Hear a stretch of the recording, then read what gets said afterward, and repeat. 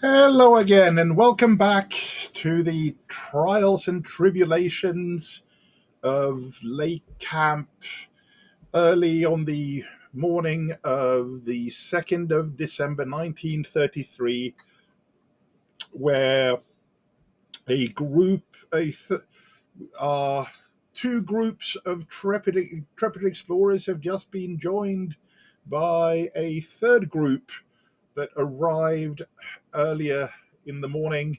Um, They have since gone off to bed having built their camp. So the question is now, what are we all up to? And well, how better than to go around and find out? So, where do we find Valentina this this morning? So we just had the other group come in, right? The German Yeah, yeah, expedition. Is that correct? Okay. that is correct. Yes. Valentina's probably going to get a little nosy and see if she can hear any rumors or find out a little more information as to why they joined and that sort of thing. Sounds absolutely plausible to me. I all in for that. Um, Meanwhile, we have the return of Dr. Stoddard, who is now the probably the most famous member of the camp, having gotten to deliver his um, in-depth investigation of the elder thing that he has been busy working on since it was recovered from its grave, I guess. But so when he's not busy uh, dissecting strange aquatic beings, what might we find him doing? So it's going to be a mix. There's a certain level where um, part of his time when he's not elbow deep into this strange, if I remember correctly, foul smelling creature. Um, one of he's definitely going to be recopying his note. What any notes he makes are going to be copied into sort of a clean hand, because he can't, like, anything he's doing while uh, dissecting is either going to be dictated to someone into a recorder or to another person. So there's going to be the, okay, I need to actually translate what the heck my notes mean and make sure they're legible once they're done. I don't know if he's found anything yet that's making him question things too much, since I obviously wasn't able to play last session. Um, he's definitely trying to keep warm when he can. So he is probably, well, he's not particularly chatty because he's never super verbose. He's probably be around the various, like, gathering spots, because where there's people, there's going to be a little more warmth. Um, he has not started falling into the alcohol for warmth area. He did bring some alcohol for celebration. He is, however, not looking forward to when the coffee runs out.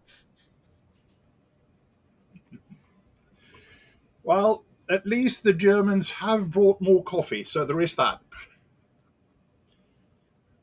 Um, so scanning across to our other mega scientist here, Dr. Wigglesworth.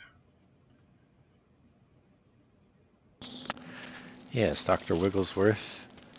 I believe he was spending some time at the infirmary, having missed last session myself. And this news of the Elder Thing will be most curious indeed. And word is there's new expeditions. So he's coming out of his fever dreams with a lot to learn. And if there's more coffee, he's going to go straight for that too, having just gotten out of bed.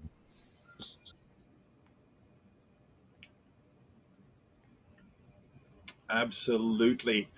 And finally, and by no means least, I suspect, having taken the opportunity, uh, since everybody's up so early this morning, including um, the pilots of your own expedition. They haven't run off and started their supply run yet, so I suspect that we will have seen Dr. Tremblay discussing the purely academic question of, would it be possible to fly out of Antarctica? Um, I think the theoretical question was, Big Suze, can you fly me out of Antarctica? Because I don't know if I want to be here anymore.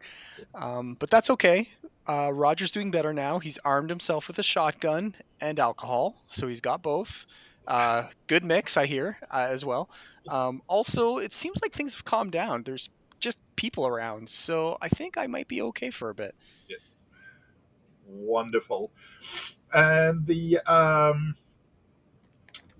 answer to the question is that there is a theoretical way of doing it. It would probably actually require using the Germans' planes, since the Fokker tri-motors have somewhat greater range than your Boeings, um, and it would involve basically having to set off the entire breadth of Antarctica over to the west coast, and head up through across the Drake Straits into South America. So you're telling me this now so that I'm prepared with which airplane I should take should the need arise. Got it. Okay. Yes, sort of information that you happen to gather to have to hand. The more you know. And Yeah. so the the camp is basically settling down at about 9 in the morning. The Germans have their late dinner, since they're on the they're on the Antarctic clock, so they're exactly 12 hours off from your ship time. Um, so they head off for dinner. Interestingly, they're joined at dinner by Acacia Lexington,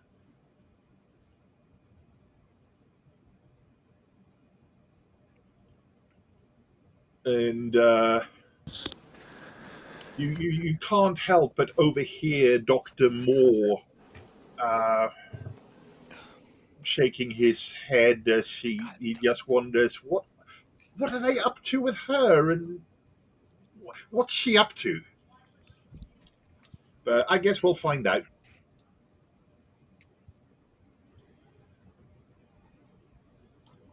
So the morning has broken. Breakfast. The Germans head off to bed following dinner, um, and you know that they have the intention of starting their own investigations come tonight.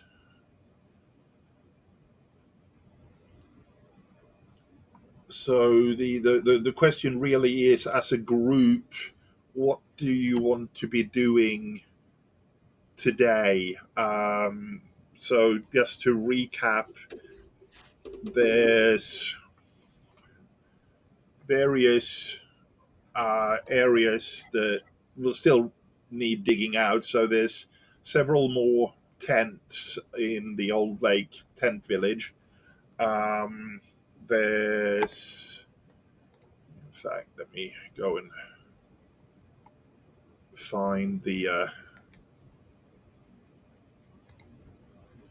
the camp,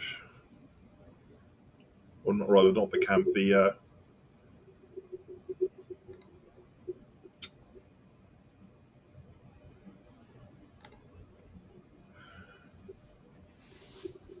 so we have Lakes, or the remains of Lakes camp, as opposed to your camp, which is a few hundred yards closer to the mountains, so upwind of the camp. Uh, Mostly because of the sled dogs don't seem to like the odor from of the things.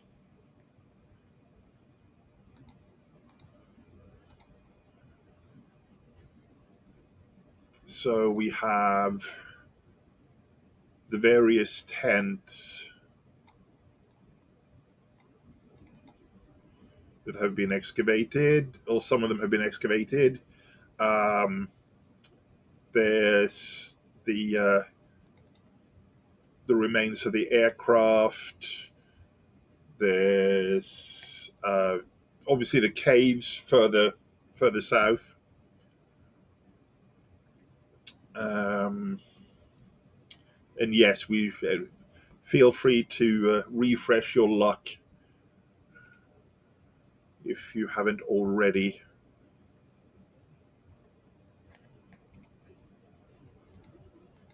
There's of course then also now the Basmaya Falcon camp whilst they're asleep.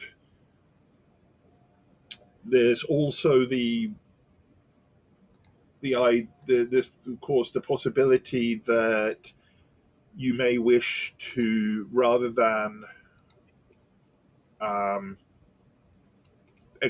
excavate today and, as it were, get ahead of the Germans, um, you might want to turn your day around and instead work side by side with the Germans tonight. So essentially, try to get what rest you can during the day to be able to last through the night.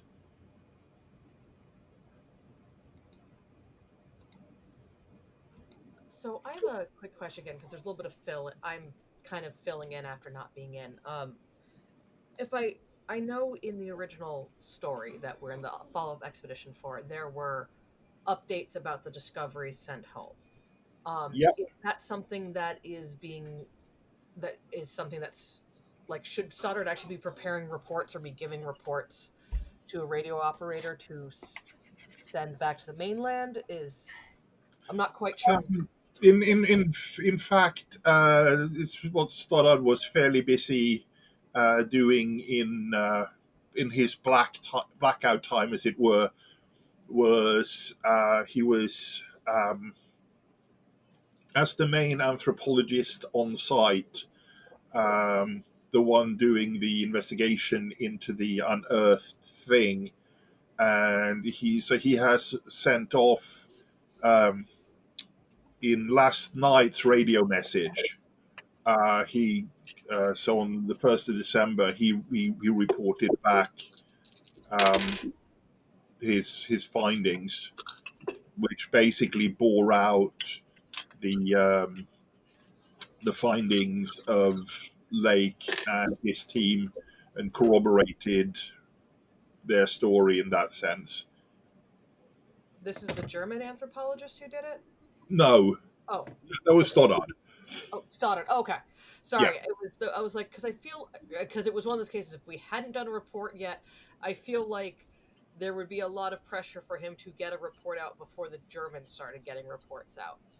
Um, I'm guessing there's a certain level of if there. I don't know how far he got in the basically how much he can do with the autopsy and inspection. I'm feeling like that's probably gonna be a high priority task for him for the immediate future because he is a biologist.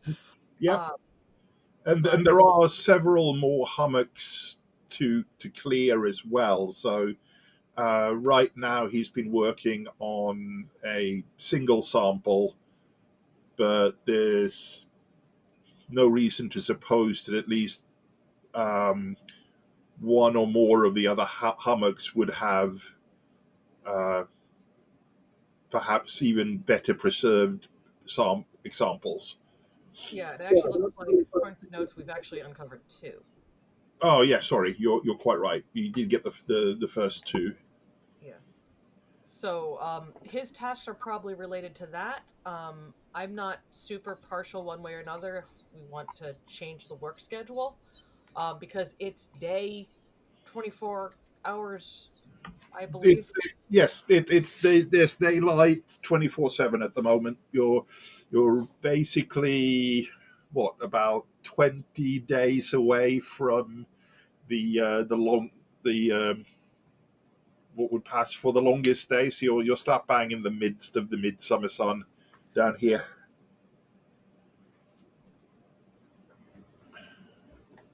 So my dice roller doesn't appear to be working, so I'm going to roll actual dice. I failed my Okay, luck roll, so I refreshed that. yay! Um, I think I'm going to switch up a little bit what I'm going to do today. As soon as I can find Stoddard by themselves, I'm going to approach them and show them the stone I found in the cave where these things creatures were discovered, Oh yes. because they're Now more qualified than I am. yes, the rather interesting um, He's soapstone. not an anthropologist, he's a biologist. Well, I am more interested in the geology and paleontology, I believe. That could come into play. Yes. Where's my science, paleontology, and geology? I can do that. I was just worried about. I was like, well, if it's a cultural artifact, he knows a little bit less about that. Um, so can you describe what it is that Valentina's bringing to him? Since I'm a little bit behind on this one.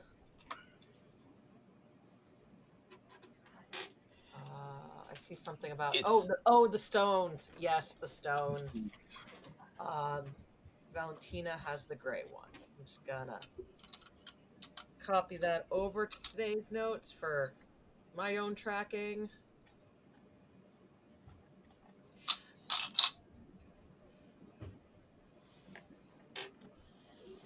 Okay. So so you bring this so Valentina brings Stoddard this warm sort of this oddly warm slate gray slate stone with the five pointed stone. It doesn't have a carving on it, sorry. That's oddly warm. Does it have that slightly soapy texture to it? Yes.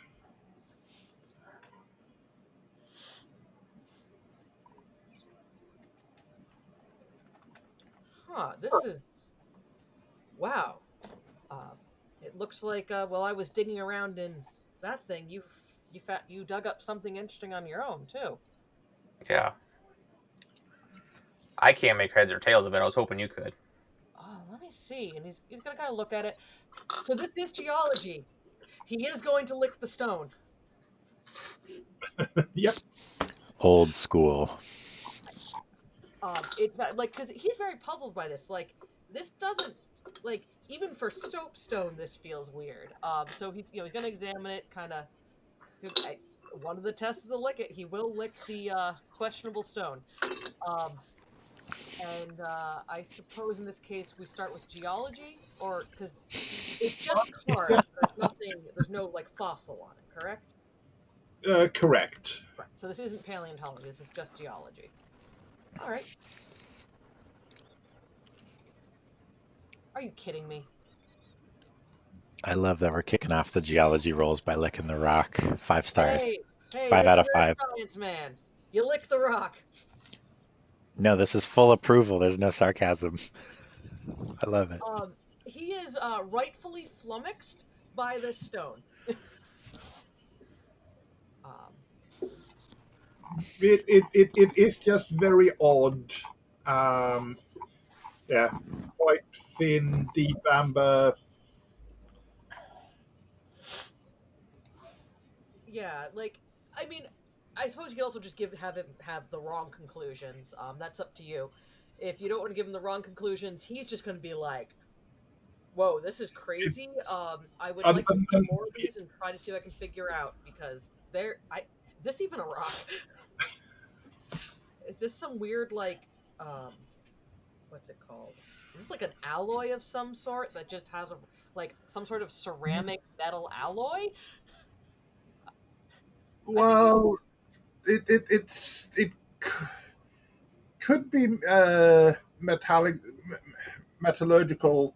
It might. It's you almost get this. You almost start to wonder. Go ahead and make a biology roll.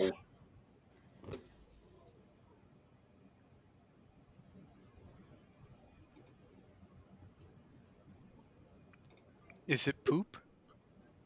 well, if it is, I licked it anyway. Sorry, I have to remember where it is on the sheet. Oh, okay, there It's it under is. science stuff. Yeah, I scrolled up. I am not rolling great today. However, how much off was I? Oh, 13 55. off. 13. I'm really curious, especially because you had me change science for this. So I'm going to spuriously spend that luck I regained because I would like to know what I, I, I, the player, am really curious. And Stoddard definitely is flummoxed enough that it's like I think it's in character for him to be like, what is going on? So I'm going to unwisely spend this resource. So with that, I'm going to suggest that um, Valentina actually runs into Dr. Stoddard um, during a, a, a breather break from examining the thing, and Stoddard has wandered down to the cave system where you found the stones, and because he's also can't help but just be fascinated by the myriad of biological material that's in the caves. I mean, the floor is just filled with um, bones and various remains,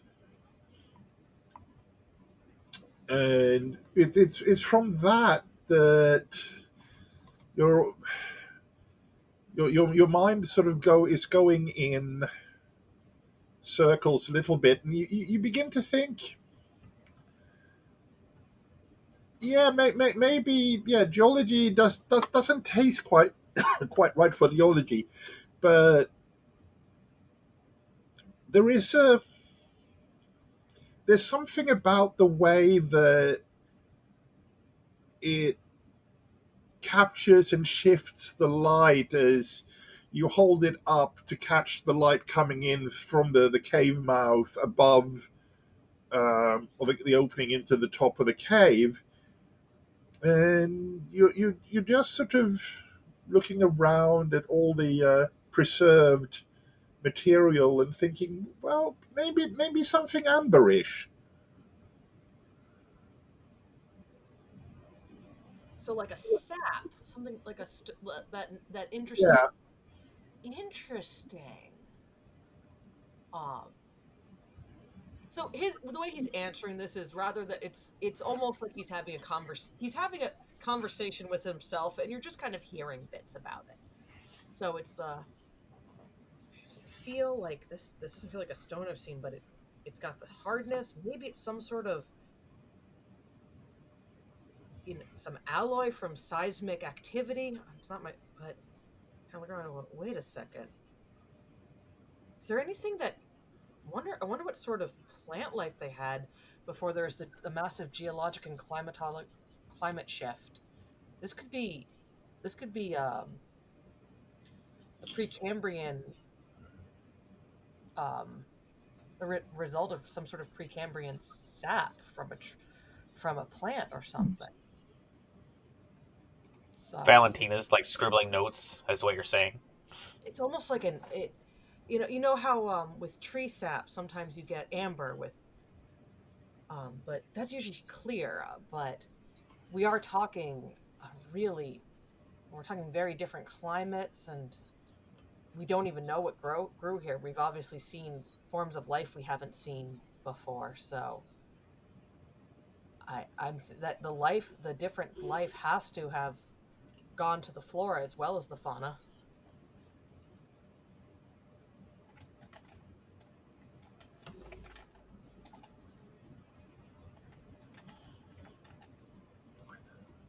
Are there any we should these are definitely valuable. We should see if we can find more just so we have additional samples.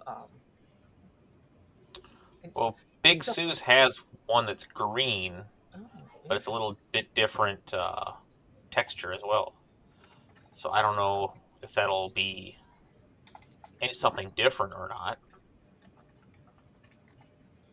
I definitely will need to take a look at that one too. Stefan, did you say that there's also like fossils and bones in here as well? Yes, the cave floor is just absolutely littered with fossils. You from a fossil perspective, you could probably spend a decade in here and still not get through it all. That's fair. And these are like, you don't mean like loose stones. You mean like embedded into the stone floor? No, no, you're Oh, scattered loose. okay. So, and it's a whole mix of eras as well. So there's Cambrian, there's Jurassic, it's just you're wondering if at some point there was a it's as if this was a riverbed and just over the millennia it's accumulated detritus on the bottom, but that would imply that well, Antarctica wasn't always frozen. Well, I mean, that's a completely legitimate theory in this time. Oh, And absolutely. I don't remember the exact term, but there are various Pangea theories. The concept of continental drift isn't unknown of at this time.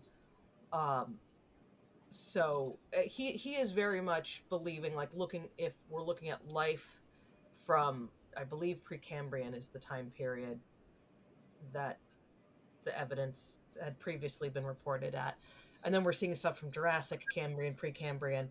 um there clearly was life down here. There clearly was flora and fauna. This at one point this was not cold. um so that is he's if there are like general people on the teams, he's going to be like, make sure to get, like, fossil samples are important too, and he's going to gather some as well. But it's an expedition.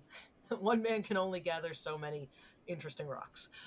um and those will definitely be brought back and to basically wherever his science tent is. um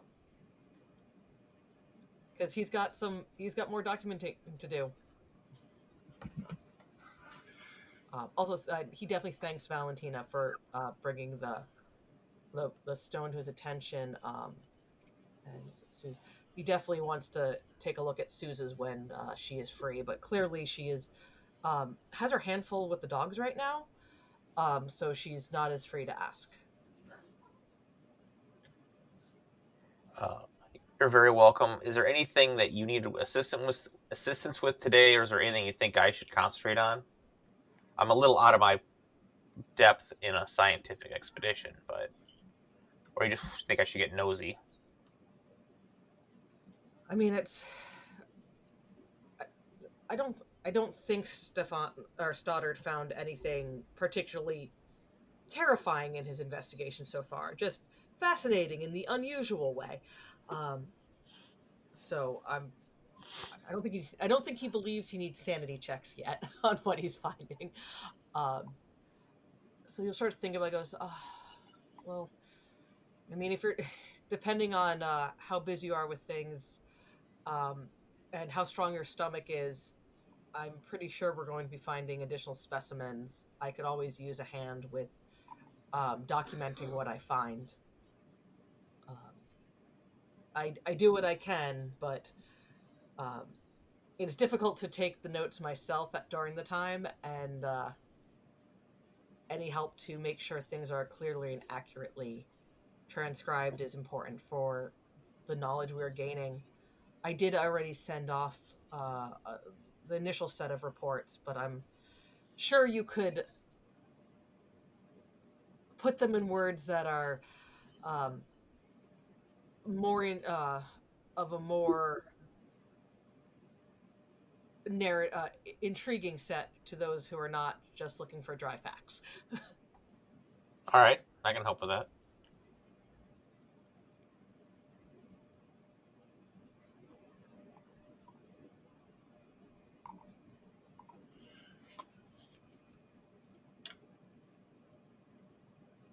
So we have Valentina and Studard busy doing dealing with the results of everybody else's investigations. Is there anything particular that catches Dr. Wigglesworth and Trombley's mind, or are they just basically providing help as and where the rest of the group under Dr. Moore sets to in the rush to get to the interest, whatever interesting discoveries may hold before the Germans wake up later tonight? Yeah, someone better be consulting with the captain about that. That is the reason we launched this expedition, after all. Discovery is important, but if we can be the first ones to do it, then why not? A little healthy competition might be a good thing for everyone. So Wigglesworth is back at it again. He'll knock, I guess, ceremoniously on the captain's tent, try to get a word with him, and he'll mingle with the Germans a bit, try to plan the next move.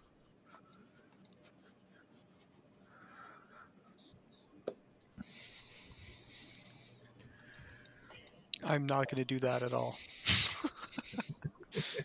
I don't like anything of what any of you are doing, but I like the idea of going to the German camp for a little look around, see. I mean, they're all sleeping, right? Maybe look at some airplanes. Um, you know, maybe there's some German fellow up drinking that wants to talk and tell me all about how he can fly airplanes. Those kinds of things. Tremblay has reached level 2 in his Call of Cthulhu investigating. Uh-huh. You are now paranoid and always armed.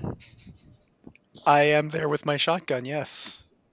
I do not leave home without it. And you guys digging up that stuff, you guys are crazy. I'm glad they're all dead. That's what I'm happy about. Yeah, Wigglesworth didn't hear about all the geology that's happening, and maybe it's for the best. His sanity can be fragile at times. I've got a nice little flask waiting for you when you want to join me. Maybe sooner than later. Thank you.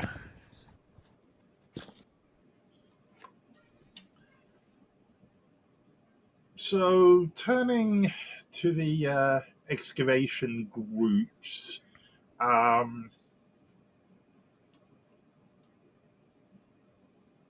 there's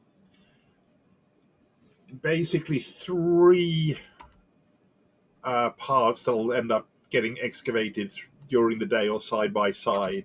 Um, One group is going to head for the largest hummock,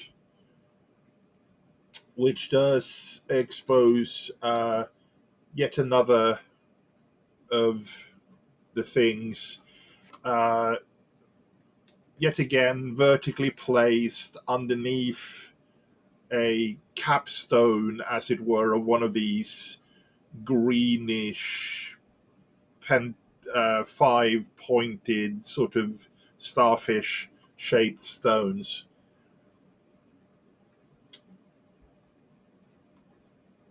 And that gets taken down to the uh,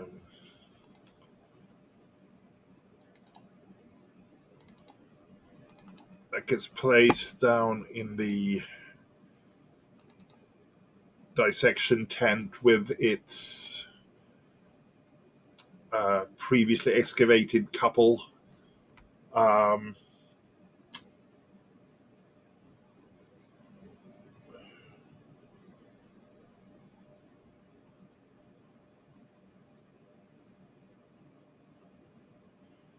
they also you also end up, or I think Dr. Wigglesworth is like more likely to help out excavating the first of the Dorniers, so the plains of the Lake Expedition, or what remains of them.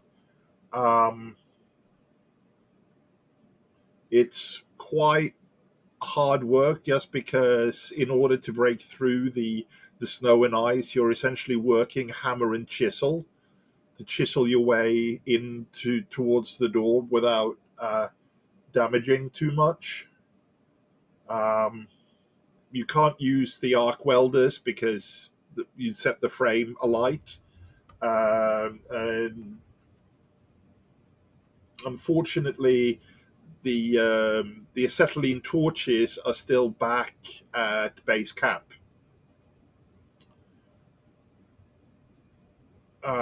Speaking of base camp, um, the whilst the weather up here is still windy and mostly clear, it seems that there has been a coastal fog has rolled in.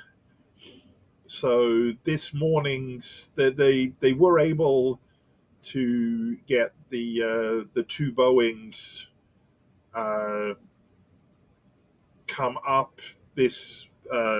So they arrive about lunchtime ish from base camp with a some more supplies.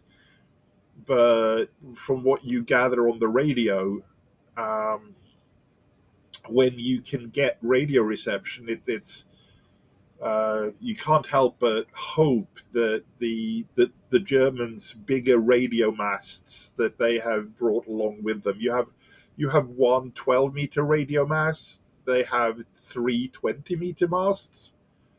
Um, that you'll be able to break through the static that much easier to get a good signal. But it seems as though the base camp down on the Ross ice shelf has gotten themselves fogged in. Um, so they're essentially, well, you got radio contact, but until that fog lifts, you're not going to be able to fly anything in or out.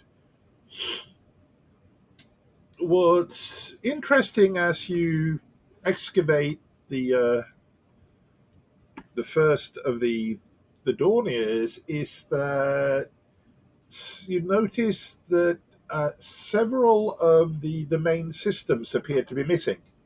So the radio, the starter motors, a number of various electrical and hydraulic items just seem to be. It's almost like they've been forcibly removed as well. It's some of the hydraulic lines, for instance, have split and frayed as though somebody's just grabbed something that was mounted like a hydraulic pump or something and just literally torn it away rather than dismantling it. Um,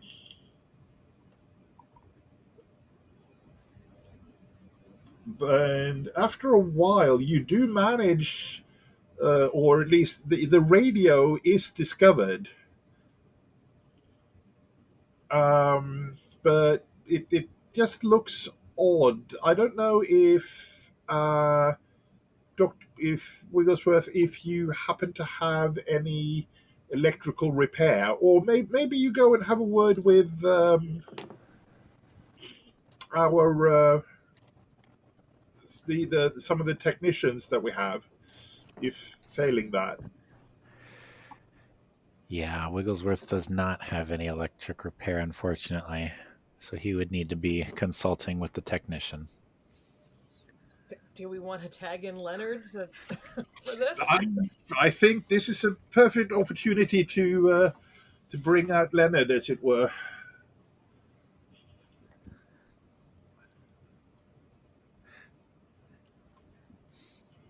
Okay, Leonard is the technician. Leonard is an engineer. He's a.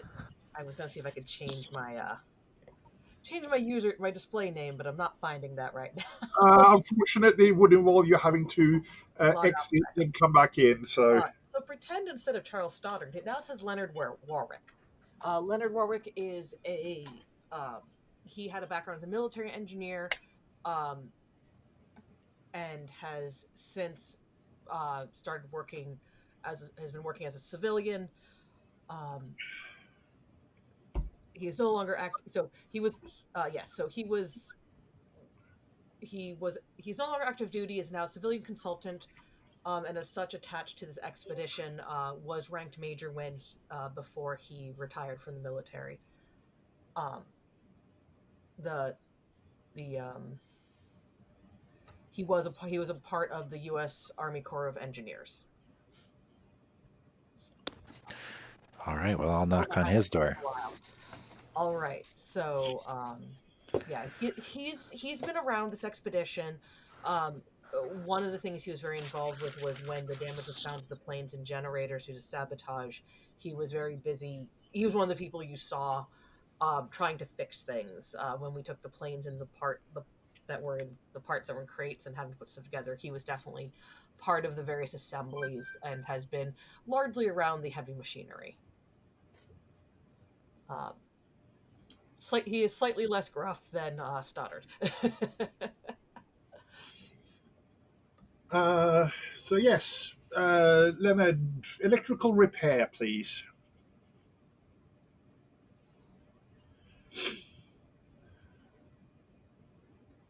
These dice. These They're not. dice. Yeah, Quest Portal has obviously got it in for us today, which is I mean, oh well. rolls. I have rolled a. That was earlier. There's an 85, a 97, uh, a 96. Mhm.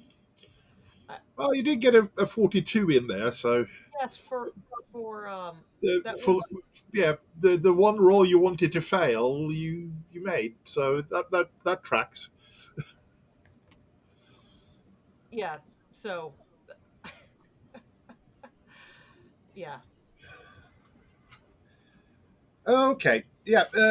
Well, even with that failure, um, it's and I can see why the failure in some respects, because yes, that is the enclosure for the radio, but somebody has taken out a couple of the vacuum tubes and replaced them with what appears to be the innards of the plane's altimeter, so the static air pressure system.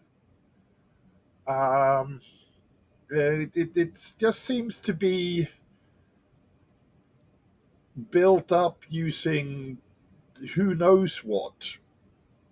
And Leonard gets into the back of the plane and is just about to takes the radio out to get it out into the sunlight to get a closer look. Just as he steps out of the plane, all the dogs in the kennel go absolutely apeshit wild. Just start yapping and howling, and you can see a couple of them just standing up, heckles raised, just looking around. So his first reaction is going to be kind of like there's going to be that like sort of the freeze where you kind of like lean back into something. He's like making himself like it's sort of the target's like okay, I'm going to step be like in the doorway, not out of it in case something's coming at me. Uh-huh. Then take a moment to look at the dogs. Are they Okay, well, as he steps back into the doorway, the dogs quiesce. okay? So he's not the science guy, but time for science. He's going to take the hand that is it, the radio. How big is it? Can he one hand it? It's about, call it a foot cube, Okay, so 30 centimeters cube. so he's basically gonna just like extend it out. Like, does this? He's gonna put it down. He's gonna step out without it. Perfectly quiet and normal. To be fair, he probably would have done that in reverse order because I don't think he would have thought that there was something weird with what he's holding. Huh. Gonna sort of look around. Is there anything else that's easily removable, like they can pick up and Oh, from yeah, the yeah, yeah. Oh, yeah, plenty of loose, rough, all sorts of things. yeah, he's gonna find something. It's it's like okay, so find something else they can pick up that's part of the plane or that's in the plane, and Yep. see if that gets a reaction. Nope, nope.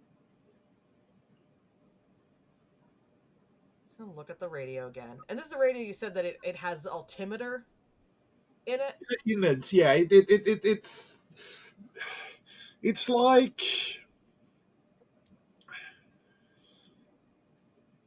it's like somebody has no idea. It was put taken apart and put together again by somebody who didn't have a parts list and have no idea, seemingly no idea what anything does, because it's all nonsensical. I mean, you've got vacuum equipment connected to electrical.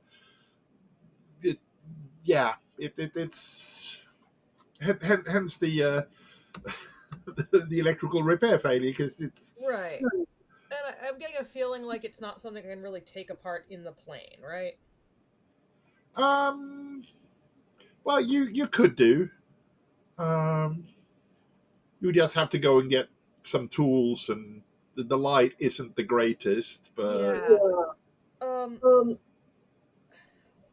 it's just if the if the dogs are loud and barking, he does not want them to break free and attack him while he's carrying this. Uh, and we know that the dogs have been reacting to something in the air. Um, from the camp. So actually, no. I think at this point we know that they don't seem to like the things, right? I don't want to metagame on this one.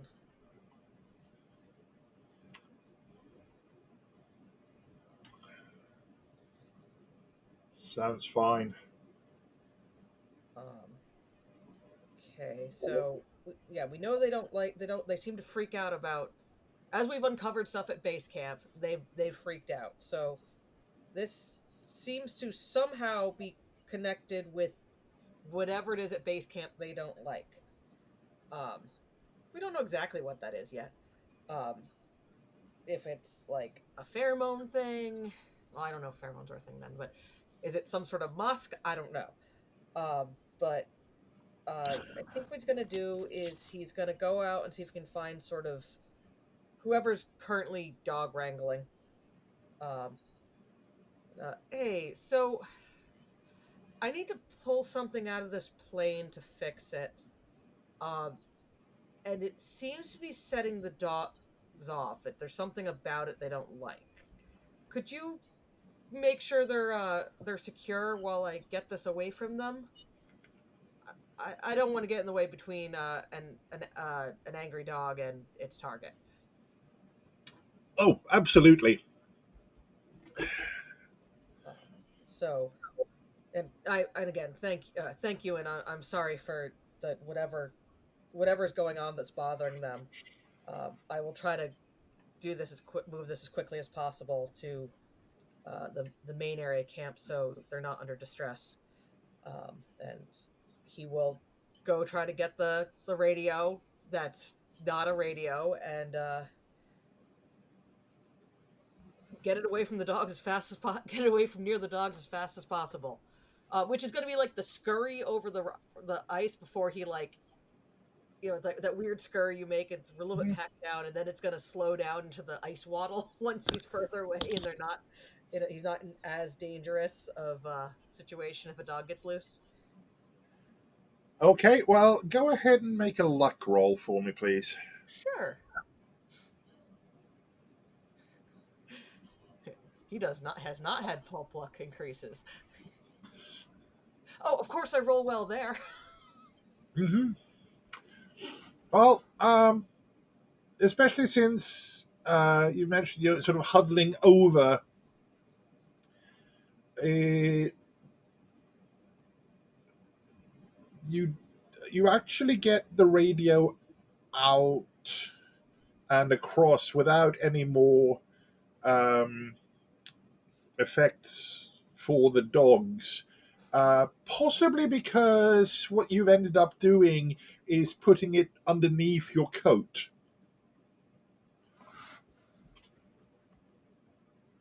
I'll take that. I mean, look, I just dogs like huskies not small. Not quiet either. Would He has a healthy respect of what an angry dog can do. So yeah, he'll get this back, and it sounds like we want it fixed, but it needs more than just. It needs a complete disassembly before anything can be done. I'm guessing he's going to be seeing to that or whatever mechanical tasks, repair tasks are going on right now. Whatever's the priority is.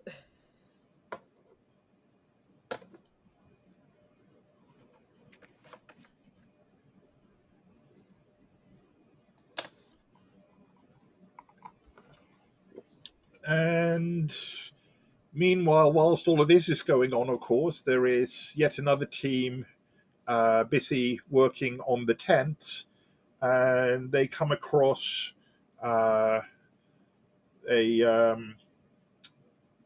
one of the tents that appears to have been crushed by a heavy snowfall. Um, but it looks like, from what they were saying, it as though the snow ended up being it isn't a natural snowfall on top of it. It's like somebody had deliberately shoveled a whole bunch of snow onto the tent after it got crushed. Um, and once they get in, having cleared off the snow, it's yet another side of lots of dark splashes and spots, um, at least some of which is clearly human blood. Um, Interestingly, all the guy ropes and tent poles have been cut through as with something very sharp, whether a knife or a blade of some kind. Um, and the spread of the splotches is quite wide, as though something leaking had been shaken about quite badly or quite forcibly. Um, so going over to the German tent, the German area of the camp, and the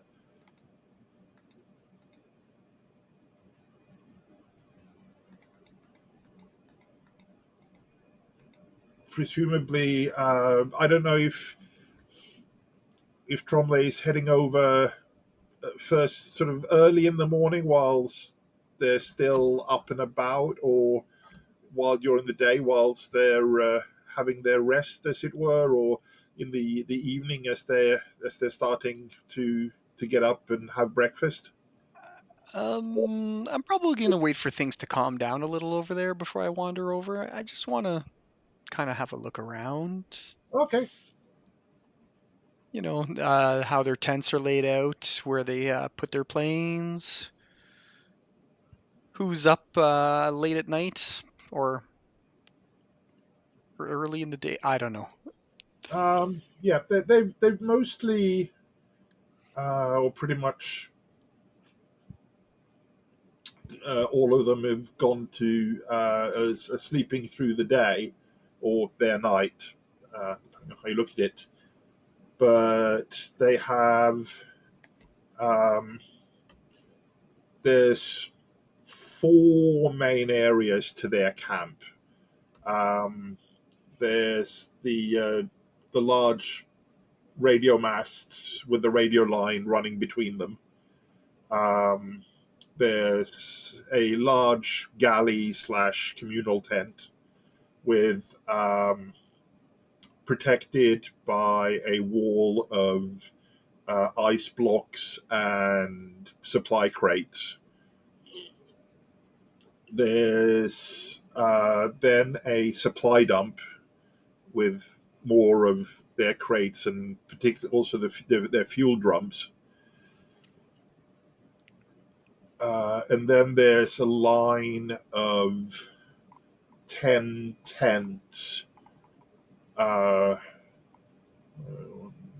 2, 3, 4, 5, 6, 7, 8, 9, 10, 12,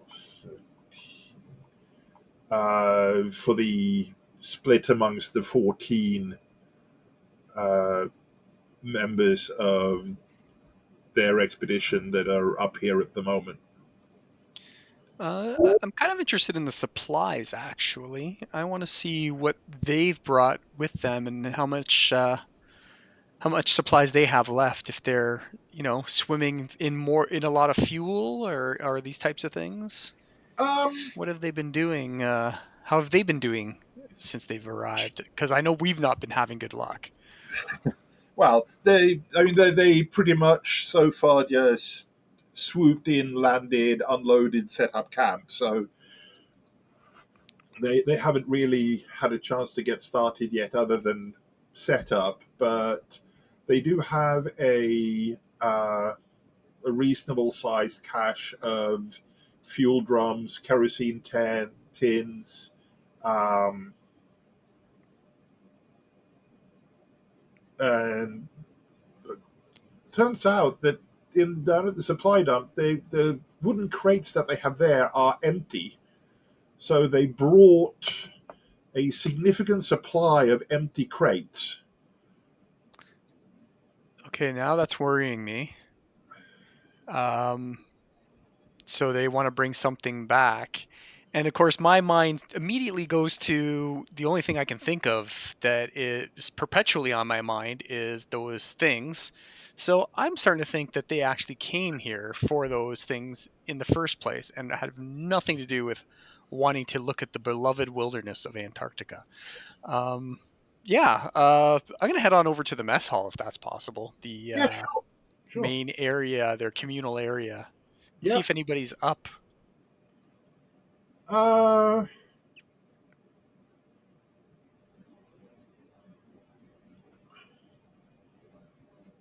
so it doesn't appear as though there's anybody up or in the mess hall when you sort of poke your head in.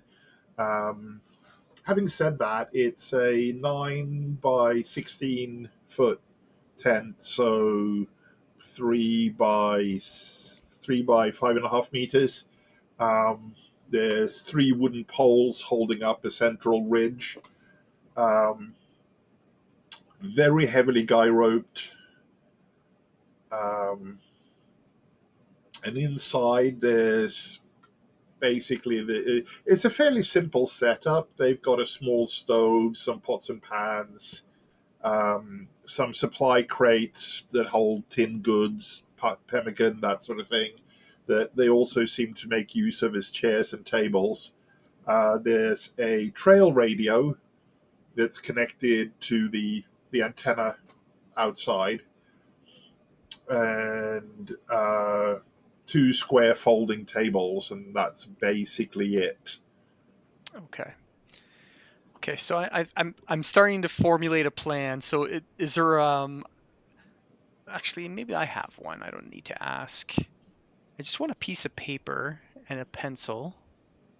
Yeah, Should be easy enough. if nothing else, there's the scorecard from a game of cribbage earlier on in the night. I'm gonna write a little note that's going to I'm gonna write on this note, I can help you get what you want. And then I'm gonna sign it the Frenchman.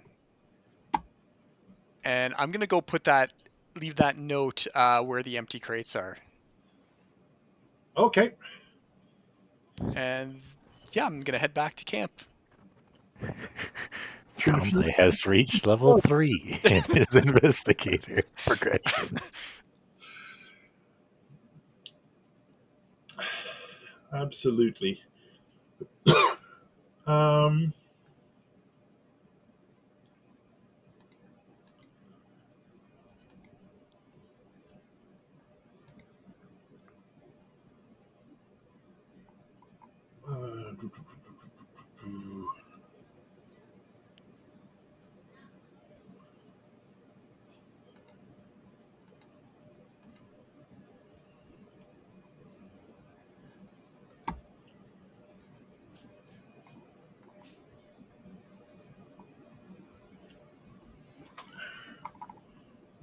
where are we?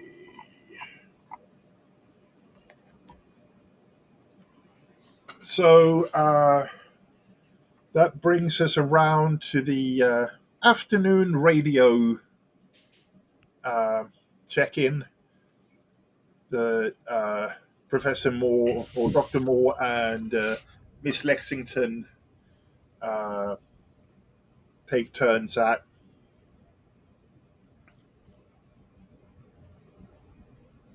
Moore is pretty brief.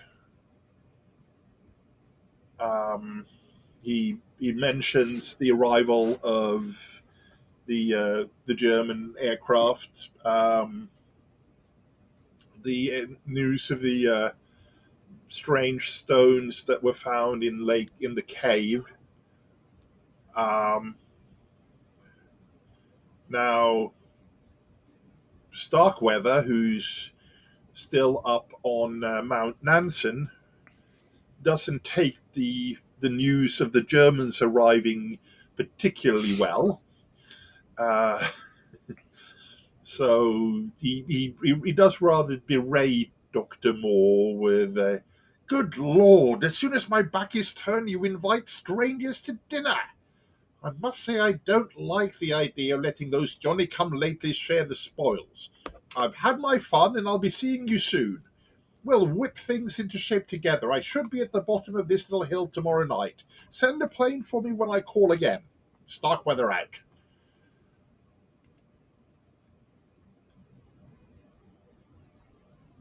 Uh, and Lexington then wanders into the tent and is taken aside briefly by Moore, and they have a they come to an agreement that she's also not going to mention the grisly portion of the finds in the camp, the bloodletting and the signs of violence that is becoming ever more clear. Um, but she just tells Moore, I'm not going to mention. Yeah, just keep Starkweather out of my hair."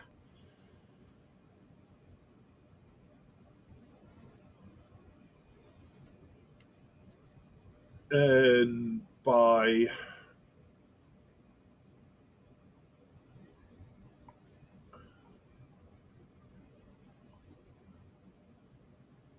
the time that dinner rolls around at 7 o'clock, um, the Barsmeyer Falcon group is up and about and starting to set up their day. Uh, so their dog handler Tim is off with Sue's, um, just talking shop and enjoying the glorious weather of the balmy minus 15 degrees Fahrenheit. Uh, their pilot is out, yes, tu- tuning the engines on the plane, cleaning the windshield, brushing off snow, going out and testing the gasoline drums for any water impurities, that sort of thing. Um,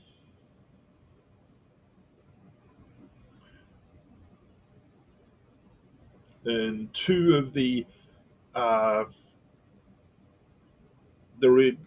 they've got three trimotors that came in. Uh, Once they've been emptied, two of them uh, take off and head off directly to the south.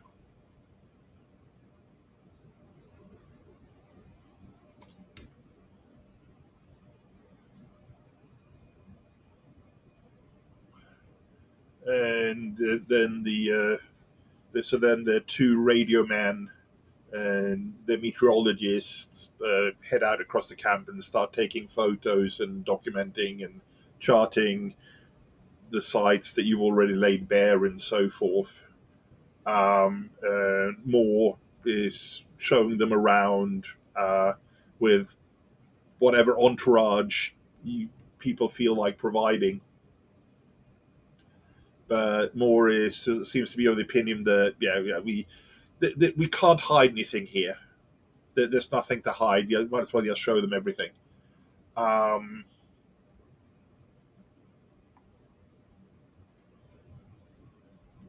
but they're quite interested in, for example, Peabody's old drill or the remains of that down at the cave site.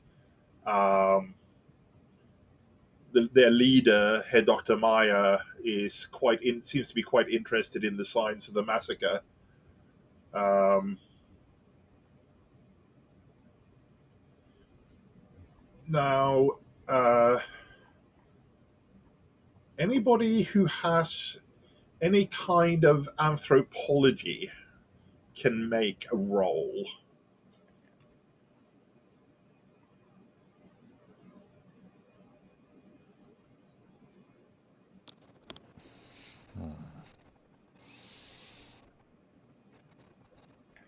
Nope.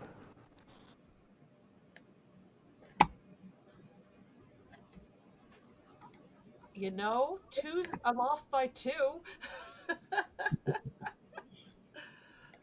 Well, yeah, Sure.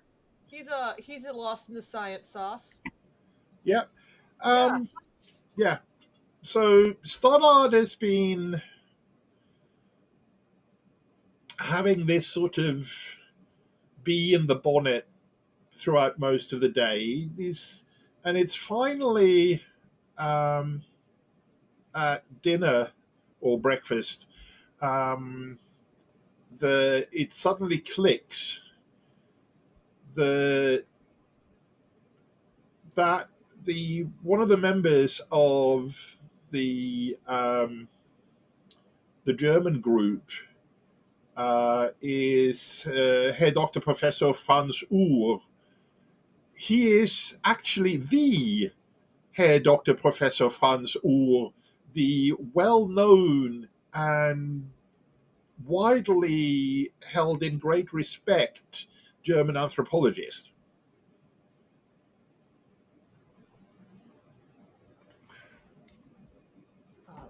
I have a feeling that well, Stoddard is not the most social of people. He's also he's more interested in the science and uh, the short version is he's probably a little less closed lips than uh, Starkweather might might actually appreciate in this, but um, he's gonna try to strike up a conversation with what was the name again? Hair Doctor Franz Uhr, so UHR. HUR. You said UHR. UHR.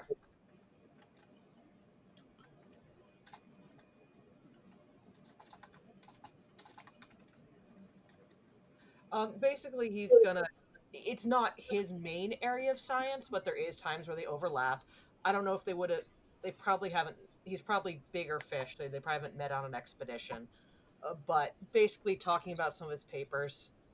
Um, if there's anything that intersects within Stoddard's areas, he'll probably focus on that. But yeah, um, I don't think they haven't found any sign that these things are tool using yet, but there was clearly a culture and there's a lot more to uncover. So, uh, yeah, he wants to talk he wants to be a science. He's doing the science talk.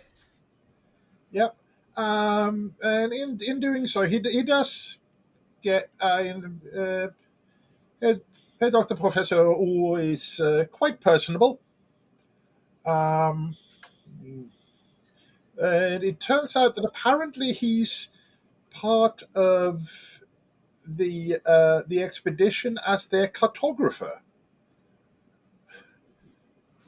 of all things. Fascinating. Uh, Is that something that has he done? Is he known for cartography work at all, or not, just not particularly, no. He's sort of rather deprecatingly says that he's not so bad as a cartographer, and but he, he privately suspects that the reason he was brought along on the expedition is that, given his rather bushy beard, that he just looks like somebody probably thinks that he looks like Saint Nicholas, and therefore they just want a photo of him at the South Pole. well, you've made a name for yourself mapping out civilizations. I guess this is if you're going to make your this is a great time to make a name for yourself, mapping out an unknown world. Well, although I'm more than happy to map out the all the discoveries that I'm sure we'll make up here, uh, whilst the Graf Zeppelin can go out and do the wider ranging mapping expeditions. Um, so it seems as though they not only have a total of 4 Junkers trimotors, but also a dirigible airship.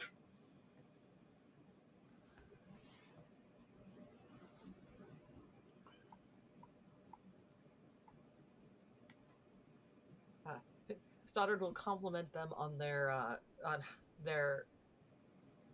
um, array of equipment, not in a way to imply that they're better equipped than him, but just being like, that is impressive thought was put into things. The dirigible in such a cold weather. That's interesting. I remember my first Arctic dirigible. Pretty good German expedition. Pretty good. Like I, as a person, am going, would they work in such cold weather? I mean, they're yeah, balloons still float, helium There is still only works. one way to try, sir. Yeah.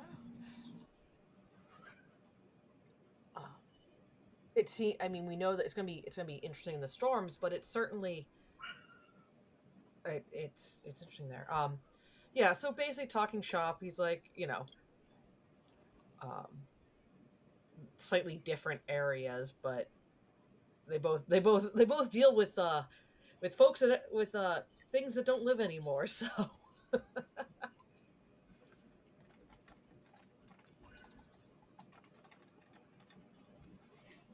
But so yes, overall, it seems as though the Germans are basically on their best but very inquisitive behavior through the evening. They're respectful, well mannered, always asking permission before going in and moving anything or examining something a bit closer. Um, Perhaps a little bit prone to suggesting that their their electric ice knives might help excavating the tents a bit faster and safer than the more brute force mechanical means that you've been forced to use so far, which perhaps somewhat annoyingly feels quite plausibly correct. Um, so yes, there's the occasional. Yes, you're doing very well given the equipment and so forth that you're forced to use now. Hopefully, our German well manufactured equipment will help alleviate that. Um, but everybody can go ahead and make psychology rolls. we may be using brute force, but ours won't break down. Psychology. Yeah.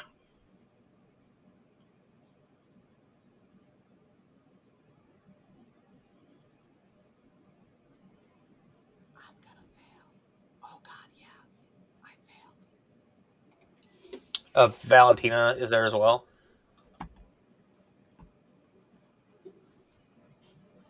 Oh, nice.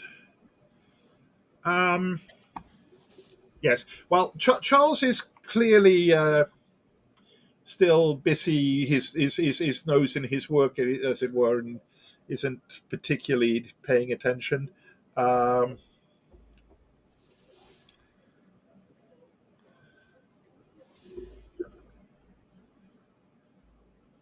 Wigglesworth. Big failure. Simply Valentino and Roger. Roger, having spent a fair amount of time just hanging around, sort of in the background for the 3 hours or so that between 7 and 10, that the Germans are being shown the site. And Valentina just because it's, let's face it, it's what she does. She knows people.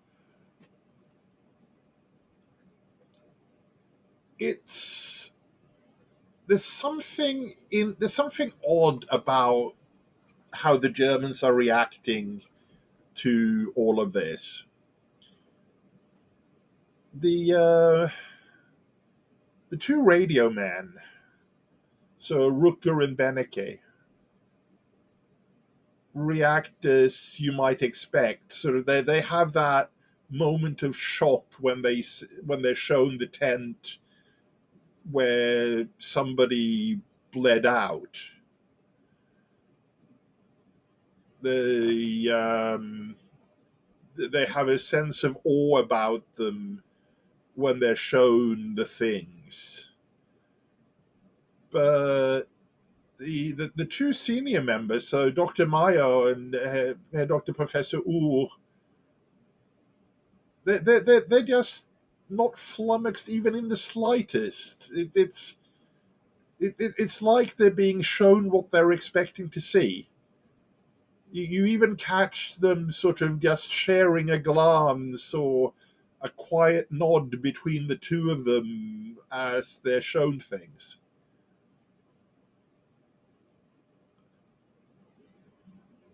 Um, so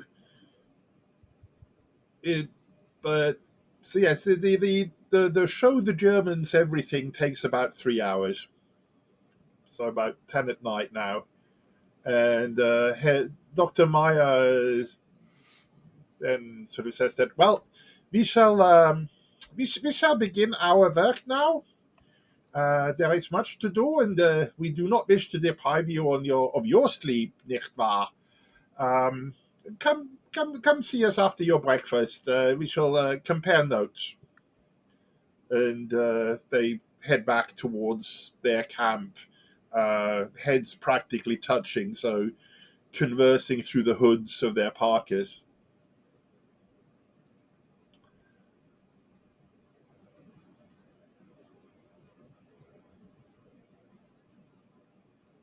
I wonder if they saw my note. Indeed. Was there any chance that I would have had to speak to them or introduce myself to them while they went by? Absolutely. Absolutely. I would like to say bonjour, mes amis. It's nice to meet you, and that's all I say. Okay. Yep, doesn't seem to gather a reaction per se. No, okay, that was my little test. Yep. But they'll know. They'll know who I am. Mm-hmm.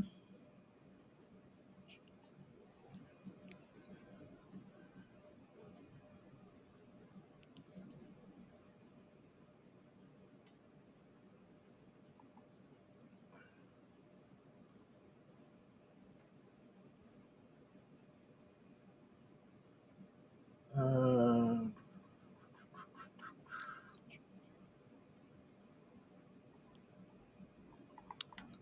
so the question then arises whether you wish to hang back and, as it were, do a double shift to keep an eye on the Germans as they start their work with electric knives and so forth. It seems like they're going. They have a tent pretty much in mind that they just. Herr Meyer looks around a little bit and thinks for a moment, says, "Yes, that one."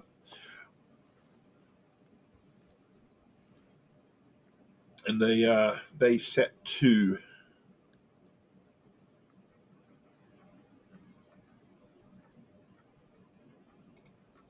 Stefan, can you remind me of something? Sure.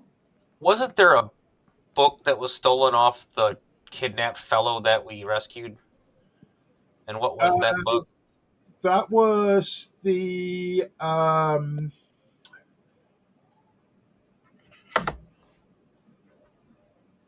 that was the um Sorry to derail us a little no, bit. not that. I just want to make sure that I get the title actually right. Um, it's the narrative of Arthur Gordon Pym. Okay, so that was the Pym book. Okay. Yeah, supposedly with some additional Yeah, that's right. final chapters to it. For some reason, I had it in my head it was some other information about the previous expedition. I didn't know if they had gotten that information. So, all right, never mind.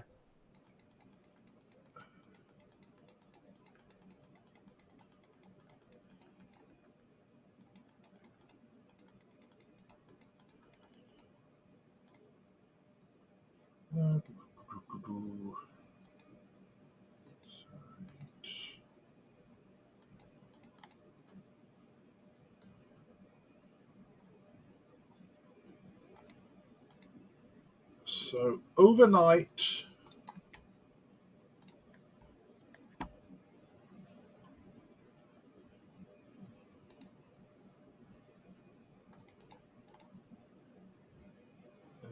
on the morning of the second, um,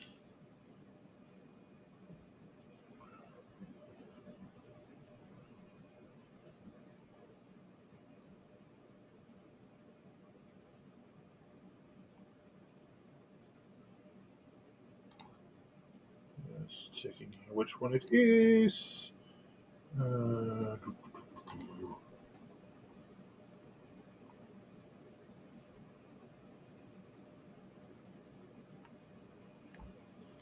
Yes, they have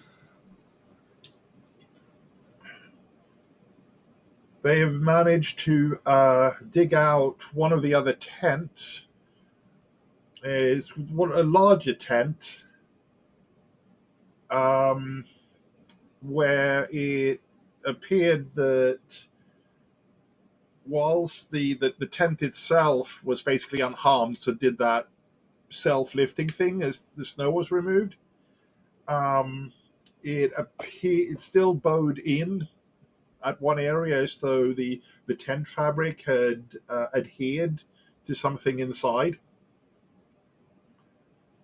And it turns out to have been a dissecting table or an medical examination table of some kind.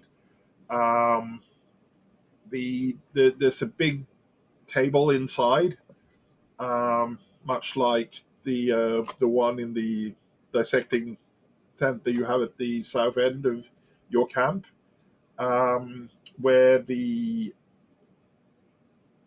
pattern of the tent canvas is imprinted into the wood. So seemingly the tent itself stuck to whatever was on the table. Icicles of dark red blood hang off the table sides, and there's frozen plates of blood that decorate the floor. There's sprays and arc of blood everywhere. There's medical texts in there open to pictures of human anatomy and dissections, but they're stiffened and glued to the table with a thick rime of dark red ice.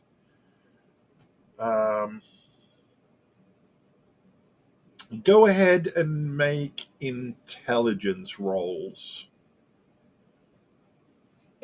Does Stoddard figure out what his fate's going to be? Intelligence, he said.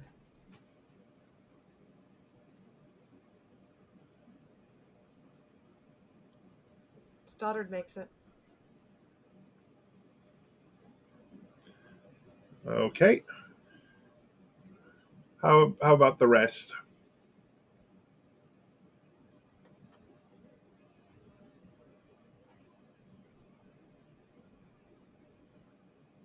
Extreme for Roger. Okay, good.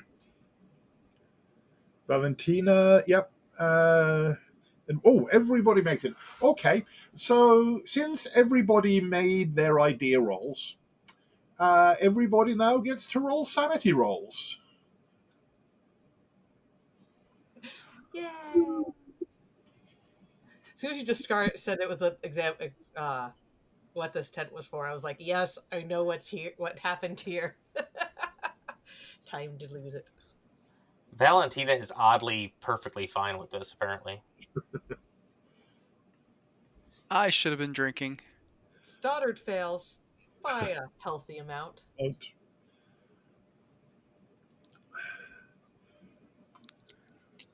You're really making me want to go to level 4. I don't know what that is yet, but I'm gonna figure it out. Just keep doing what you're doing. You'll get there. Yep. So just a sanity roll for Dr. Wigglesworth, please.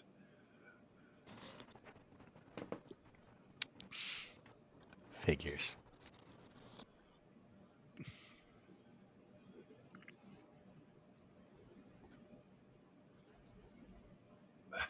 So it's a D2 for making it and a D4 for failing. The reason being that you have a look at what the Germans have discovered, and it becomes very obvious to those of even vaguely inquiring minds that someone or something was clearly dissected in here, but more to the point, it was probably still alive at the time it was dissected. Okay, you just launched me into level 4 for sure. I was under the assumption they were all dead, and we would never find a living one.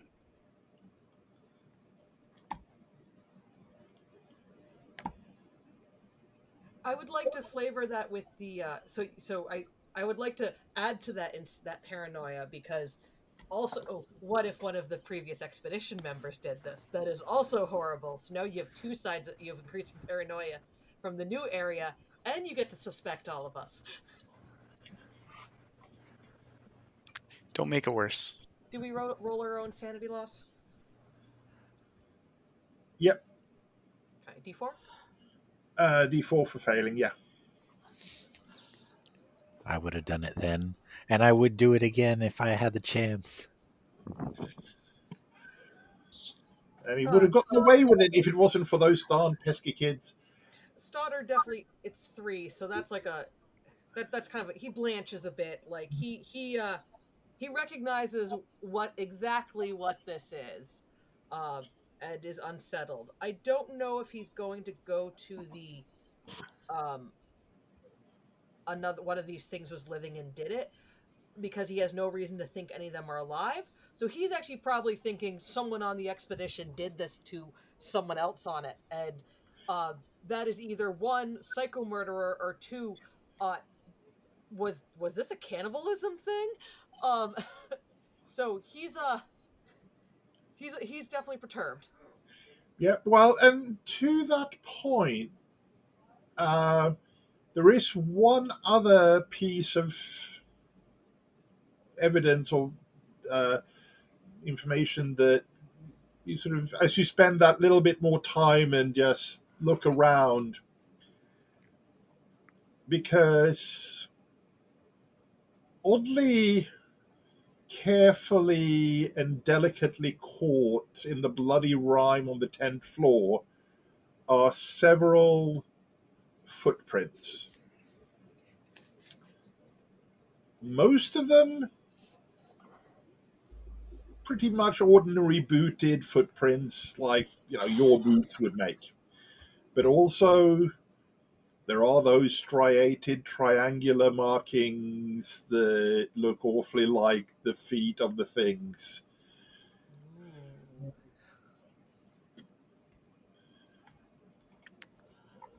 So Valentina lost 2 sand, but I'm going to spend 2 luck because I have the resilient talent, pulp Oh, talent. cool. I So that spent way you 4 would have, luck. yeah.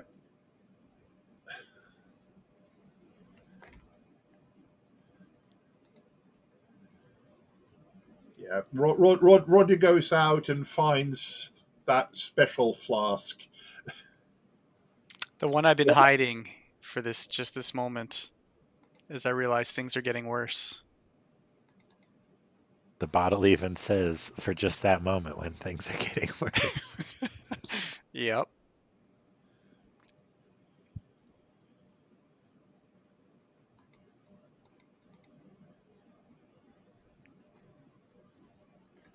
Yeah, since we're investigating, I think I'm going to start drinking heavily. Absolutely. Heavy enough that I need to ask you for a con roll? Absolutely.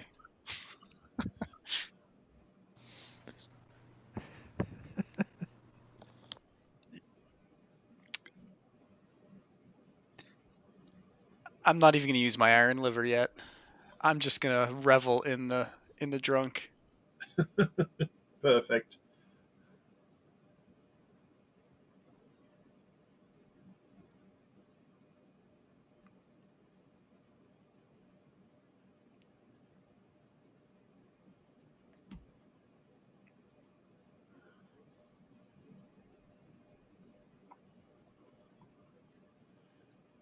And the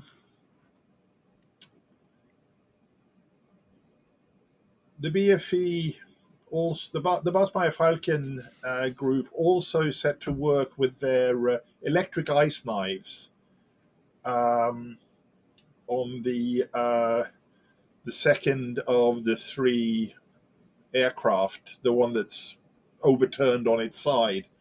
But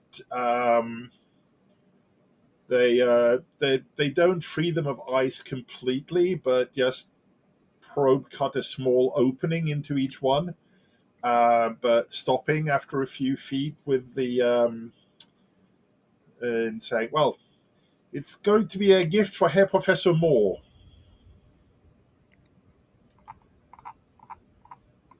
And also,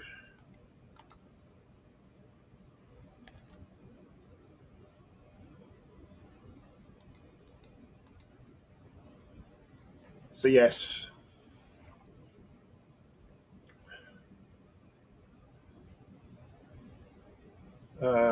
Professor Moore is up bright and early. It's clear skies, still windy. Well, there's sort of 15-mile-an-hour wind blowing from the southeast, minus 15 Fahrenheit, so minus 26 Celsius. Um, Straightforward wind, but with 15 miles an hour wind, that's still probably that's getting on for almost 35 below Fahrenheit, something like that.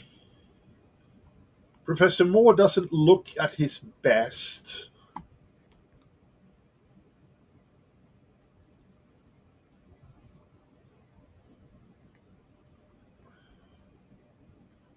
But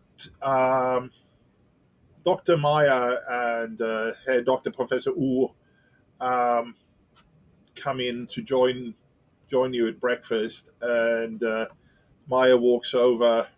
Um, Herr Professor, Dr. Professor Wu goes now to transmit a report to our superiors. This night's work has been most revealing. When you finish your meal and your crews are ready for work, I wish to invite you to bring your workers to share the opening of a location of great interest to both our parties. You will join us as soon as you are ready, no? Please, do forgive our intrusion. And he heads out. Nice accent. And Moore goes, location of great interest, eh? I wonder what he knows. Well, who's in? Wigglesworth. Raise his Valentina's hand. always up for a good time. So I'm going to make another con roll, and then I'm going to join him. Failed. you're I'm pretty sloshed. sloppy. Yep. Consumption level high.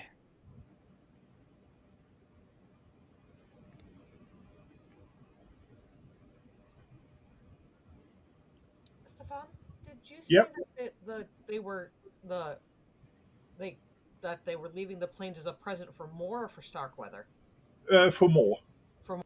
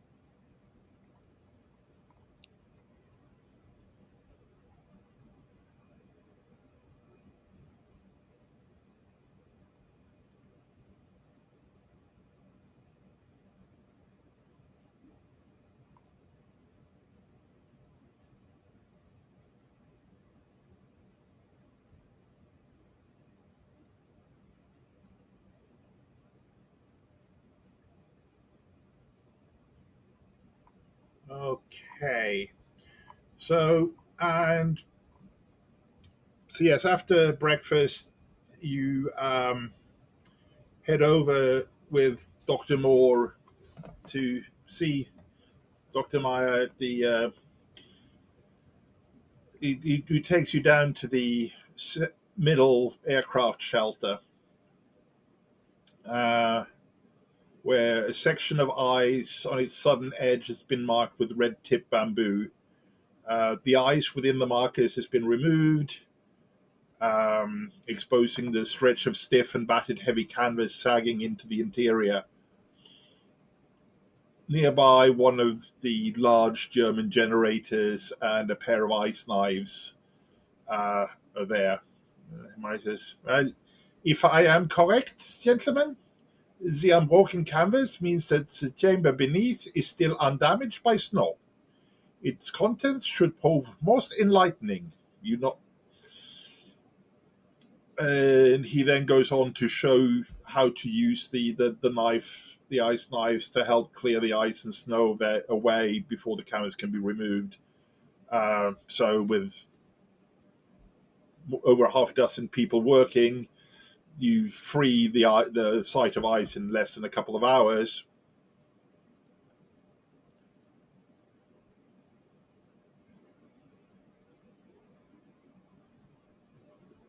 And you open up eventually a hole looking into the fabric hangar. And this hangar doesn't contain any aircraft. However, as the interior is exposed to air, those of you there are immediately struck by a faint, disagreeable metallic odor that dissipates in a moment.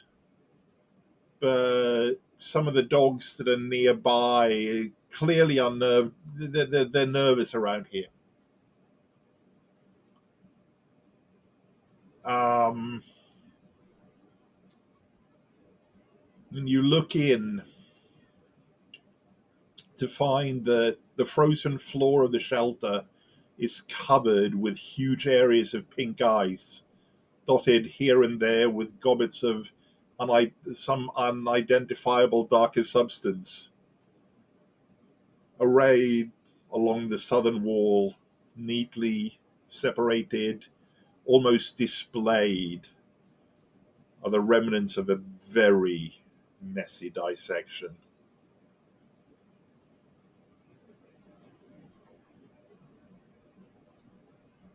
Now, the what was dissected has apparently been removed, but not what was removed as part of the dissection. So there are organs laid out everywhere. And looking at the eyes, you can see where probably sled dogs, or probably dogs, would have been laid out with organs draped in intricate patterns around the cavity. Um, Musculature separated from bones, muscles and tendons laid out neatly on top of one another. There's half a skull, horizontally cut, with paper thin slices of cranial matter just stacked up, reassembled. All of it just frozen solidly to the floor. So it's the second sanity roll of the morning.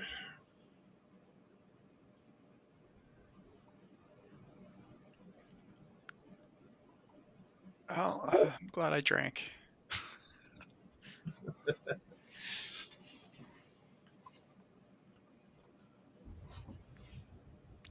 Because I be failing them rolls. I know exactly what's going on. I'm a doctor. I'm a Dr. Tabalnak.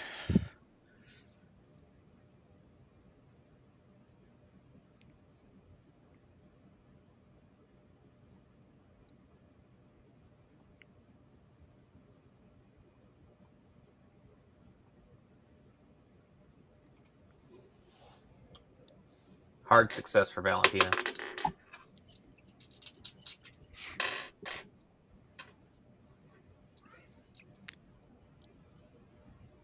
Okay, so for making it, it's merely a D3.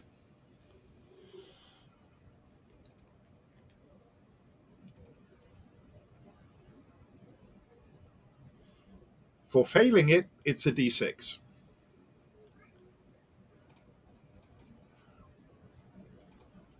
So do we roll? How do you roll a? Can you can you macro roll, or is it only button roll, and then we divide in half? For a D3, I did do a D6. Divide, 1 and 2 is 1. Okay.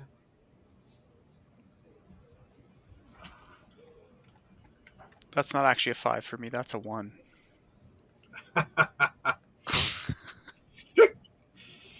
Yeah. I think there's some funny Macros going on work. here. You can type /roll D3 and it will roll a D3. Oh, there you go.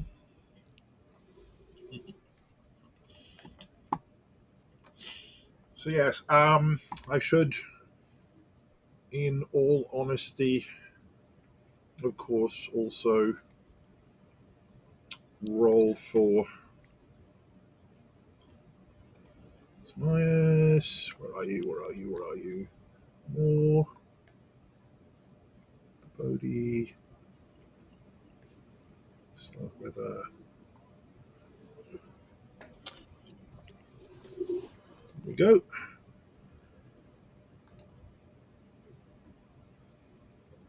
Is your drinking helping your sanity, Roger? Oh, yeah. I know it's bloody, but I'm kind of hazy about why are we here again? So that 5 turned into a 1. That's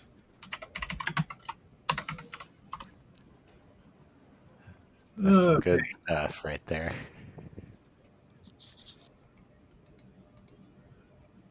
we'll adjust more sanity real quick.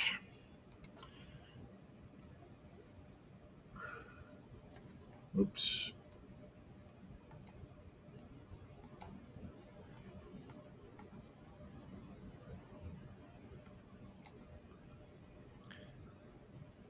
I will say this though, it's temporarily immune. We'll see what happens when I wake up tomorrow. All good things come to those who wait. So yes, Moore is somewhat taken aback by this. Uh, Dear Lord in heaven, and Maya is turns to him in quite a low voice, but Maya's dark voice just carries across the eyes of Herr Professor.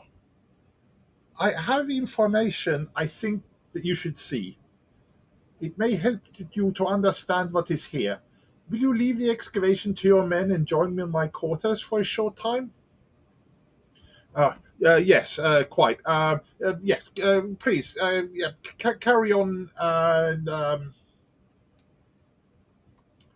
he wanders over to the German camp and walk, uh, goes to Maya's tent. And you see him come back out of there quite quickly afterwards, carrying a small parcel under his arm. Um, and he heads back to his tent.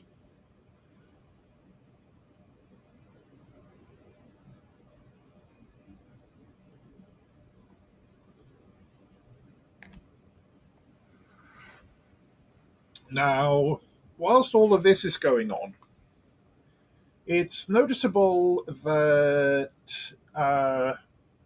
Miss Lexington and her film crew, as opposed to yesterday, they were in doing helping out with the digs, working just as much as anybody else. But today, they're instead readying their plane, the Bell, for takeoff.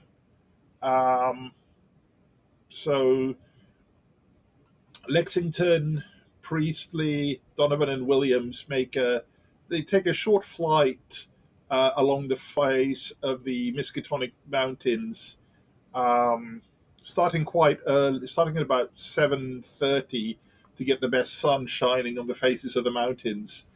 Uh, but by 9:30, they're already back. Um, you you thought that they were going to be gone for quite some hours because they were going to go filming. They wanted to get shots of the dark mountain massifs in the pure sunlight whilst the weather was good. Um,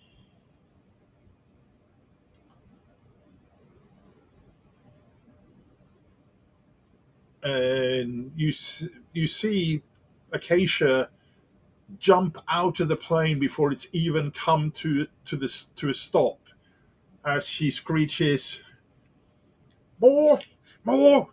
Where the blazes are you? Where is Moore? I have a word or two for him. Tried to kill us, will he? Where is he?" And she heads off towards Moore's tent. Valentina is definitely following her and is going to try to overhear what this is all about.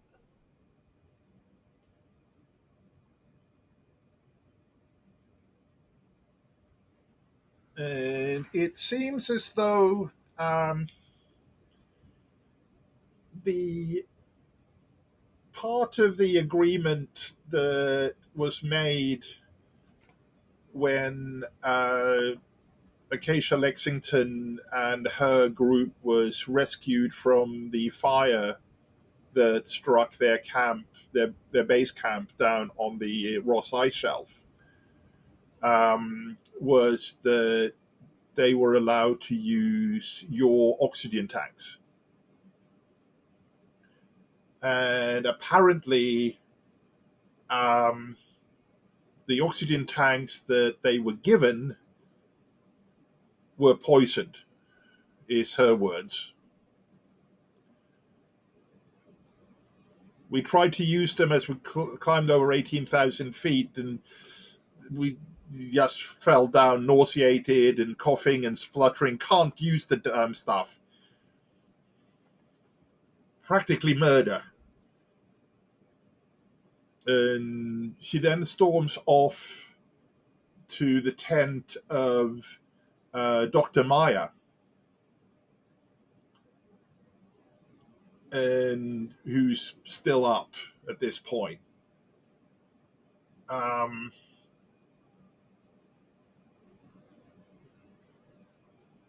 Having been somewhat placated by Moore, who makes the point that it was Starkweather who brought the replacement oxygen tanks to the ship in Melbourne right at the very last minute. If they not don't think bad of anybody here, that there's some dreadful misunderstanding clearly, but so Acacia runs over to Maya and makes him an offer.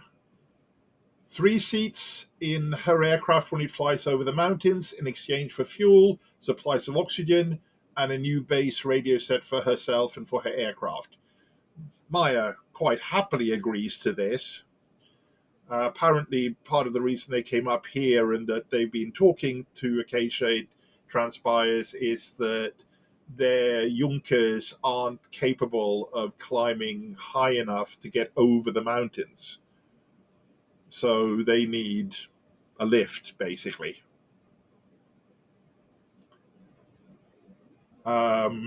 He in turn radios their base camp on the Weddell Sea for permission to finalize the deal. And that permission then arrives later on today.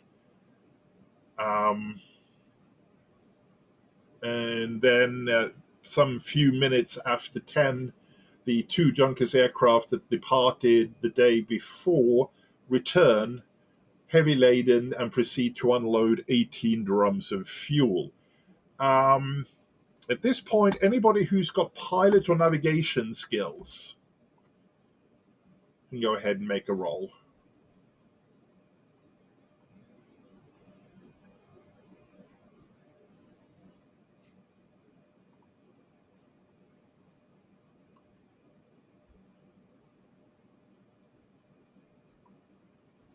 Stoddard makes pilot, or makes navigate, I should say. Yeah, okay.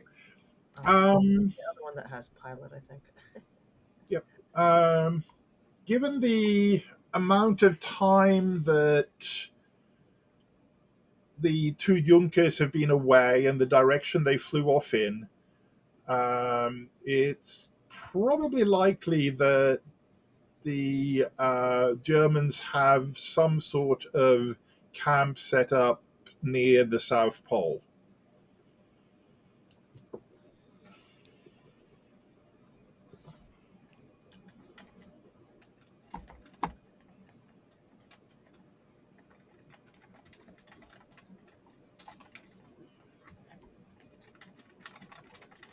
And then, shortly before noon on the 2nd, Professor Moore reappears from his tent, and everybody can make psychology rolls.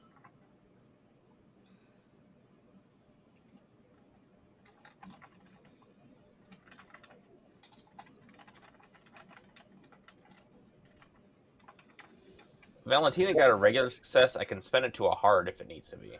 Regular is fine. Okay. Especially Oh since my. Roger. Oh, by the way, I'm going to say that Roger needs a penalty die on that. I've been rolling it. I pressed the minus button Oh, before I do cool. it. Cool. Even I don't know how. Like I don't know if it's really doing it, but I am pressing the minus. So, are we'll you believe. when you do it? Are you hitting minus and then rolling the regular, or hitting the regular? Like when you right click the skill? No, I clicked the skill again. No, hit the minus and then just hit regular and it'll roll bonus die, I believe.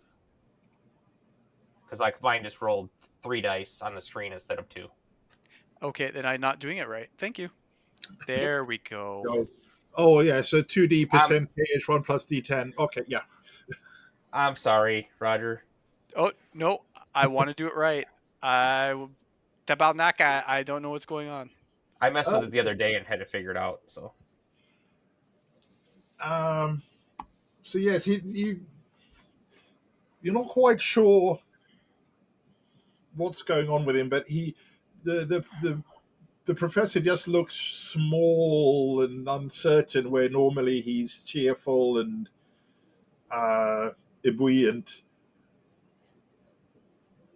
And you see him wander around the lake camp, still carrying that parcel that he was given earlier. He looking in at the dissection tent, the horrible scene in the hangar, seemingly just completely lost in thought, but you can hear him mutter to himself, "Impossible! But it's all here. How could it be? But why would he lie?" And then he gathers himself up, brings out his pocket watch, realizes that it's time for the radio signal, and heads over towards the radio tent. And so, as you are following the professor, you head up towards those who head up to the radio tent. You can hear Acacia Lexington just finishing off her broadcast. We spent several hours following the mountains. Words scarcely do them justice. The glorious peaks of this transantarctic range stretch forever, dark against the white sky, impossibly high and massive. Who knows what unknown territories and inspiring scenes lie beyond? In a few days, I shall see them for myself, and you will all share in my discoveries. The epitaph on Lake's Memorial, erected by the Miskatonic Rescue Party, reads, "We have opened the door to a new world, and none now know can say what we shall find." Ladies and gentlemen, it is true. We stand on the brink of that open door, and soon I shall bring you news of what lies beyond. This is Acacia Lexington signing off for now. I'll transmit again in a few hours. And she grins at everybody, bows to Professor, or curtsies to Professor Moore, handing him the microphone. He just grabs it, sort of somewhat alarmed, and says, I have nothing to report just now. I'll transmit later after I've had a chance to review the night's reports.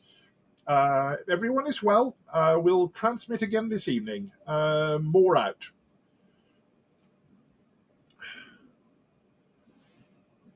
And as he heads out, he looks around and uh, basically gathers all of you together, all 12, and brings you into the supply tent. Um,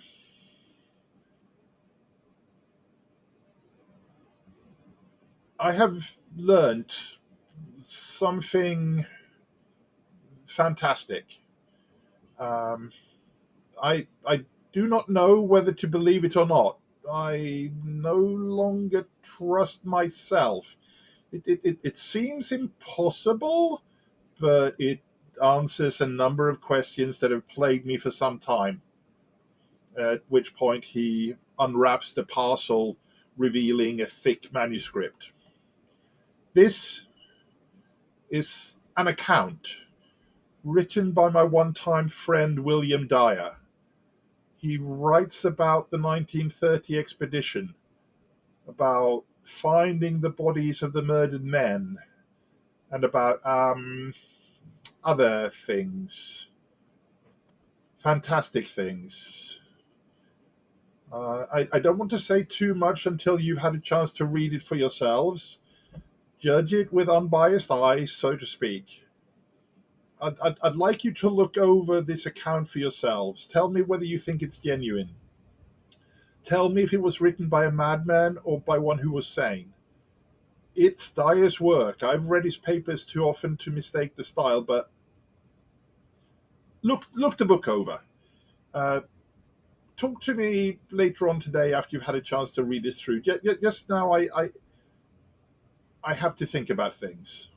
And he pulls up his hood, leaving the manuscript out on the table, and heads out. And he wanders up towards the burial cairn, where he just stands looking at it for a good 20 minutes. Um,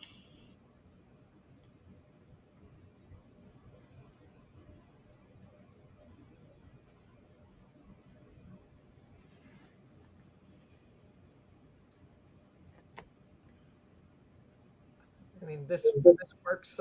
So, had there been a gap earlier, Stoddard was going to be like, "Hey, so what did the what did they tell you?" So I think this works well enough because we now have the manuscript. Obviously, we can't have. He's going to kind of look at it, look at everyone. So because it's not everyone, clearly it's not going to work for everyone to read this all together. And he goes, "How do you want to do this? Anyone want to look first?" Anyone want to read out loud? Anyone not want to read this? Yes.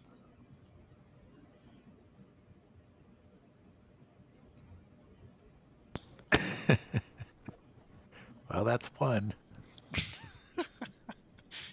I'm gonna still have to sit here and listen, won't I? I'm gonna drink more. Only if it's read out loud. Like, it's literally a case where someone reads a bit. Is it a manuscript? Is it bound, or is it loose pages?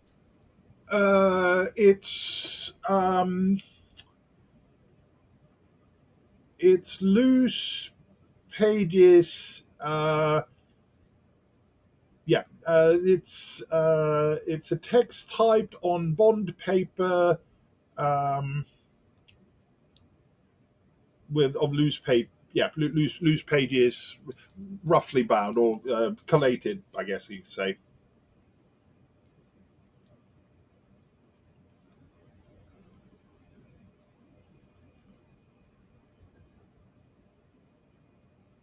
Because if it's loose, then someone could read some pages and pass them around. But it's like, hey, how do we want to do this? Obviously, we have one person who does not want it read out loud, and it would be cruel to read it, make them listen. So All right, here.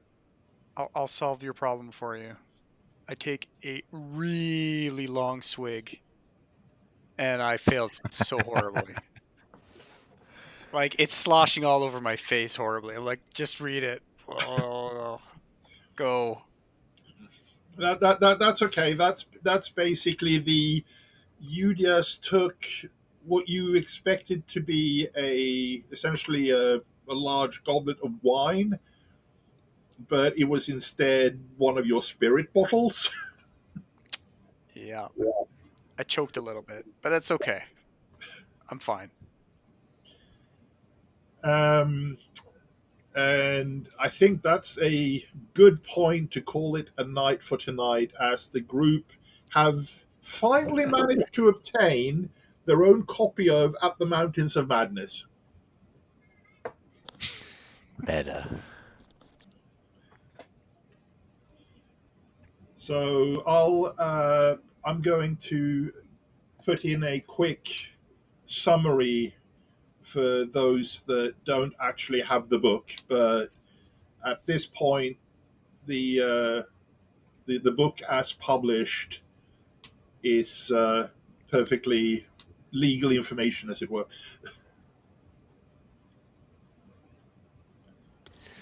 Cool. And with that, we shall see what happens next time.